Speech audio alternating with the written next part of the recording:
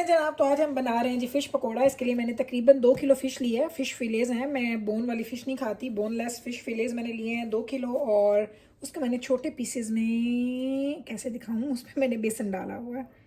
चलो चुप के रहना है। इस तरह से मैंने छोटे छोटे पीसेस में काट लिया। तो मैंने इनको ऐसे छोटे छोटे पीसेस में काट लिया है। इसमें मैंने 4 से 5 चम्मच मैंने डाल दिए हैं जनाब हमारे बेसन के, जो मैंने भून के रखा हुआ था। भुना हुआ बेसन है, कच्चा बेसन नहीं है इस दफ़ा। उसके बाद मैंने इसमें 3 से 4 चम्मच मैंने ऑयल, कुकिंग ऑयल के डाल दिए हैं। यहाँ पे हमने ये देखें इतने ज़्यादा स्पाइसेस जो है ना, ये मैंने क्या क्या डाला ये मैं आपको बता देती हूँ, ठीक है। मैंने याद कर लिया लेकिन मैंने सारे मिक्स करके रख दिए थे। इसमें मैंने डाला है जी salt to taste, red chilli powder 2 teaspoon, teaspoon नहीं टेबल स्पून, एक्चुअली मैंने ये टेबल स्पून यूज़ किया। 2 टेबल स्पून मैंने लिया red chilli powder. 3 tablespoon मैंने लिया है जी सूखा धनिया जो होती है ड्राइड कोरिएंडर। 1 टीस्पून मैंने लिया है इसमें जी ज़ीरा। उसके बाद मैंने इसमें लिया है जनाब चाट मसाला, हाफ से 1 टीस्पून आपने वो डाल दिया। चिली फ्लेक्स आपने 2 टीस्पून डाल दिए हैं, एंड दैट इज़ इट। और हल्दी मैंने इसमें डाली है, अगर आप ना डालना चाहे तो आप पे डिपेंड करता है। कुछ लोगों को येलो येलो फिश अच्छी नहीं लगती, मुझे अच्छी लगती है। तो फिर बता देती हूँ, नमक डाला, सुरख मिर्च डाली, कुटी सुरख मिर्च डाली। उसके बाद मैंने इसमें ज़ीरा डाला, सूखे धनिया डाले, और मैंने इसमें हल्दी डाली, एंड दैट इज़ इट। ये चीज़ें मैंने इसके अंदर डाल दी हैं। ये मैं इसमें ऐसे ऐड कर रही हूँ। काफ़ी ज़्यादा आपको लग रहा है क्योंकि फ़िश ज़्यादा है, अगर फ़िश कम होगी उसके हिसाब से आप मसाला भी कम डालेंगे। अच्छा, नॉर्मली मैं इसमें क्या करती थी, पहले मैं इसमें डालती थी गार्लिक पाउडर, लेकिन आजकल मैं इसमें फ्रेश गार्लिक डाल रही हूँ। 1 to 1.5 टेबल स्पून मैंने इसमें गार्लिक पाउडर भी डाल दिया है। तो बस ये सारी चीज़ें मैंने इसके अंदर डाल दी हैं। अब हम इसको मिक्स करते हैं। अगर थोड़ा सा पानी चाहिए होगा तो पानी डाल देंगे, अदरवाइज ये वैसे ही बहुत अच्छे से मिक्स हो जाएगी। इसको मिक्स करते हैं। मिक्स करने के बाद हम वापस आके आपसे दोबारा मिलते हैं। चलिए जनाब, तो साथ साथ हम लोग कर रहे हैं जी रायते की तैयारी। फ़िश को मैंने ये देखें, ये है हमारी फ़िश को मैंने मसाला वगैरह लगा के मैरिनेट करके रख दिया। आज मेरे पास मैरिनेशन का ज़्यादा टाइम नहीं है, इसलिए जैसे ही मैंने ये सारे काम करने हैं उसके बाद मैं फ़िश फ्राई करना शुरू कर दूँगी। तो कभी कभी मेरे पास ऐसा होता है कि मेरे पास बहुत ज़्यादा टाइम नहीं होता चीज़ों को मैरिनेशन का टाइम देने के लिए। नॉर्मली अगर मैं एक दिन पहले डिसाइड कर लेती हूँ कि मुझे क्या बनाना है और मैंने मीट को मैरिनेट किया हो तो सुबह उठ के मैं कर लेती हूँ, लेकिन कभी कभी मेरे से मुश्किल हो जाती है सारी चीज़ें। ये पुदीना मैंने फ्रोज़न रखा हुआ था तोड़ के और काट के, तो ये देखें, ये इधर गार्बेज सारा। यहाँ एक और चीज़ निकालें, ये वो याद है ना जो हम लेके आए थे, हरी मिर्ची मैंने आपके सामने सारी धोई थी और काट के रखी थी, तो वो हरी मिर्चें भी यहाँ पे हैं हमारे पास फ्रोज़न, वो भी हम डाल देंगे इसके अंदर। पता ही नहीं चला कितनी गई हैं। ये मैंने ना सिर्फ ये बची थी, बाकी सारी मैंने फ्रेश यूज़ की थी और ये बच गई थी। थोड़ी मुझे इसमें फील हो रहा था कि थोड़ी सी सॉफ्ट हो रही हैं, तो मैंने उनको जल्दी से जिप लॉक में डाल के फ्रीज़ करके रख दिया था। ये मैंने ले लिया है। अब यहाँ पे इसको करते हैं साइड पे। सब्ज़ धनिया के इतने ज़्यादा बंच जो मैं लेके आती हूँ, उनका फ़ायदा ऐसे दिनों में ही होता है। अच्छा, कुछ लोग ना सब्ज़ धनिया मुझे पूछते हैं, बोल क्या आप ये सारा सब्ज़ धनिया क्लीन करती हैं? नहीं जनाब, मैं क्लीन नहीं करती, मैं आपको बताती हूँ। ये देखें, ये बाकी जो बंचेज़ हैं ना, इनको मैंने ऐसे ही नॉट लगा के रखना है। और देख लें, कितने दिन पहले मैंने आपको दिखाई थे सब्ज़ धनिया में लाई थी, आई थिंक 3-4 दिन तो हो गए हैं मिनिमम। और इनकी फ्रेशनेस आप चेक करें, आपको लगेगा मैं अभी स्टोर से लेके आई। 3-4 दिन पुराने ऑलरेडी हैं ये। यहाँ से मैं क्या करती हूँ, ऐसे मैं इसको पकड़ूँगी, इस तरह से मैंने इसको काट दिया, ठीक है। इससे ये होगा कि इसकी जो बड़ी बड़ी जो डंडियाँ है ना, वो उतर गई हैं, लेकिन छोटी डंडियाँ हमें इसके साथ चाहिए। तो यहाँ से हम ले लेंगे इतना सा bunch, I think it's enough, क्योंकि मैंने पुदीना भी डाला, हरी मिर्ची भी हैं। इसको हम वॉश करते हैं अच्छे से, और वॉश करने के बाद मैं कोई इसको कुटूँगी नहीं, बस वॉश करेंगे। वॉश करने के बाद इसमें, जिसमें हमने क्या क्या डाला है, ज़ीरा है, इसमें नमक है, जीरा, नमक, काली मिर्च, सब्ज़ धनिया, पुदीना, एंड ये हमारे सब्ज़ धनिया। मैंने इसको अच्छे से धो लिया, ये मैंने इसके अंदर डाल दिया, ऐड कर दिया। इसमें थोड़ा सा पानी ऐड करेंगे क्योंकि जो मैं योगर्ट यूज़ करती हूँ बहुत ज़्यादा थिक है, तो अगर यहीं पे मैं इसको पानी ऐड कर लेती हूँ ना, तो उसमें ये मुझे फ़ायदा हो जाता है कि नंबर 1 कि मुझे उसमें ग्राइंड करने में इजी हो जाता है। नंबर 2 कि मैं उसको जब मैं चटनी बना रही होती हूँ ना, रायता बना रही होती, तो उस वक्त मुझे उसमें पानी ऐड करने की ज़रूरत नहीं पड़ती। तो ये हो गया। मैं अपना सोतेला वाला निकाल लूँ। ये है जी हमारा सोतेला, छोटू सा नन्ना सा, और ये देखना जरा, ये साथ में ये गया। इसको हम करते हैं ग्राइंड।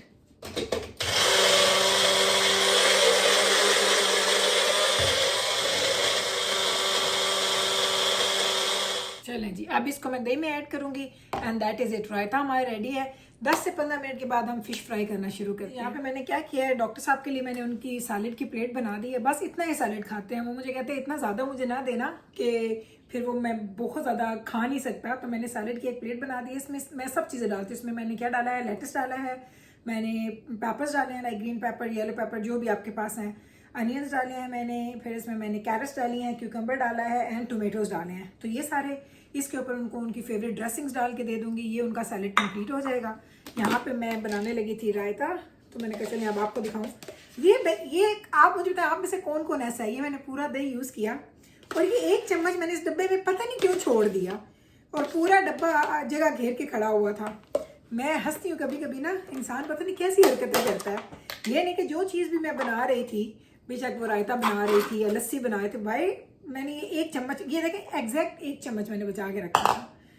तो अब हम निकालते हैं हमारी योगर्ट और हम इसको बनाते हैं जनाब हमारा बेहतरीन सा रायता। योगर्ट मैं बाद में थोड़ा और ऐड करूँगी क्योंकि हमारे घर में ना, मेरे बच्चे जब है ना वो किसी के घर जाते हैं ना, यही चटनी, यही ग्रीन चटनी कोई और बनाए वो नहीं खाते। और उसकी रीज़न पता क्या है, रीज़न बड़ी सिंपल है उसकी, कोई ज़्यादा बड़ी उसकी रीज़न नहीं है। उसकी रीज़न ये है कि उनकी वो जो ये रायता होता है ना, ये चटनी ग्रीन पुदीने की चटनी, वो ग्रीन कम होती है और मेरे बच्चों को ज़्यादा ग्रीन खाने की आदत है। कहते अम्मा इसमें ना योगर्ट का टेस्ट ज़्यादा था एंड स्पाइसेस कम थे। तो ये एक चीज़ है जो मेरे बच्चे हमेशा लोगों के घर में जाके इस चीज़ को नोटिस करते हैं, अम्मा ये जो रायता बनाते हैं इनका रायता ग्रीन क्यों नहीं होता, वो वाइट वाइट सा होता है ना, थोड़ी चीज़ें डालते हैं और ज़्यादा योगर्ट डालते हैं। मैं आपको दिखाती हूँ हमारी कंसिस्टेंसी भी चटनी की और हमारी चटनी की रंगत भी। ये देखिए जो इतना थिक योगर्ट था ना, मैंने आपके सामने अभी उसको स्कूप आउट किया था तो बड़ा थिक था उस, और रायता इतना थिक अच्छा नहीं लगता है, रायते की खास कंसिस्टेंसी होती है। और ये देखना जी, ये दिखाऊं मैं अब आपको, ये है जी हमारे रायते की कंसिस्टेंसी। ये देखें थोड़ा सा रनी, लेकिन बहुत रनी ना हो कि आप कहें कि आपने इतना पतला कर दिया कि उसकी हालत ख़राब कर दी। तो रायता भी रेडी एंड हमारा सलाद भी रेडी। ये देख लें जी, मैंने ये जो शर्ट पहनी है ना, इसके ऊपर अगर ऑयल का एक छींटा आ गया ना, उसने जाना नहीं है। तो पहले मैं जाऊँ जल्दी से कपड़े चेंज करके आती हूँ, फिर आके फ़िश को मैं यहाँ से ट्राई बनाना स्टार्ट करूँगी। क्योंकि ऑयल की चीज़ें जो है ना, वो आपके इस तरह की जो सिल्क टाइप की जो चीज़ें होती हैं ना, जो रेशमी टाइप की होती हैं, उससे नहीं निकलता। तो मैं जाती हूँ, मैं चेंज करती हूँ, फिर मैं वापस आती हूँ। जब मैं वापस आ गई हूँ, चलें फ़िश फ्राई करना अब हम स्टार्ट करते हैं। सिर्फ मैंने इसको 15-20 मिनट दिए होंगे, ज़्यादा नहीं दिए मैरिनेशन के लिए।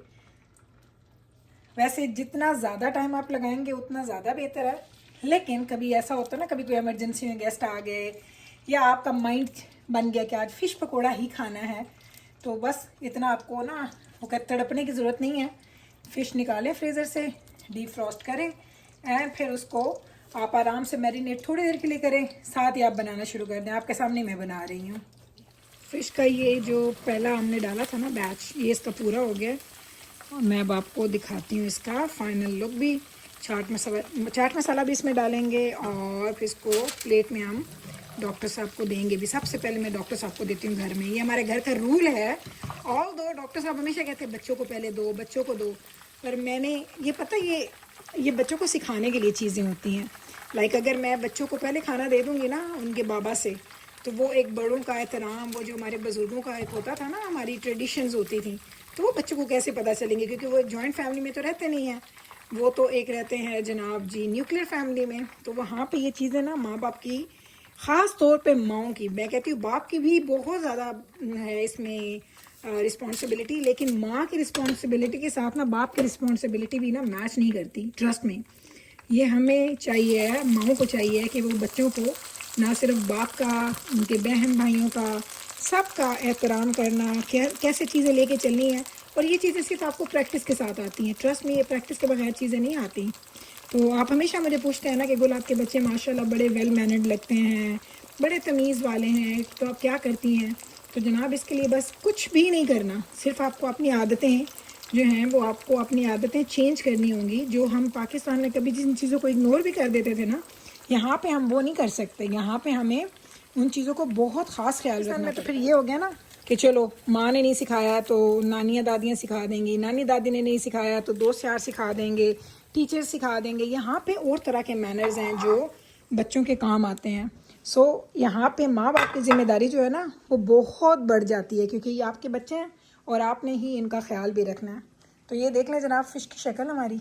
अब मैंने डॉक्टर साहब का ना ट्रे बना के रखा है, आपको मैंने कल भी बताया था, नहीं कल नहीं बताया, अभी आई डोंट नो कि ये व्लॉग मैं पहले लगाऊंगी कि कल वाला, अगर वो अभी तक आपने देखा तो डॉक्टर साहब ने बिल्कुल आजकल थोड़ा कार्ब्स ख़त्म किए, उन्होंने 10 पाउंड वेट लूज़ करना है विद इन अ मंथ। तो उन्होंने कार्ब्स बिल्कुल ज़ीरो कार्ब्स पे आ गए हैं वो, और सैलड खाते हैं और साथ में कोई भी मीट सालन, जैसे मैंने फ़िश निहारी भी बनाई थी तो निहारी के साथ भी उन्होंने सादा सैलड खाया था, रोटी नान कुछ भी नहीं खाया था।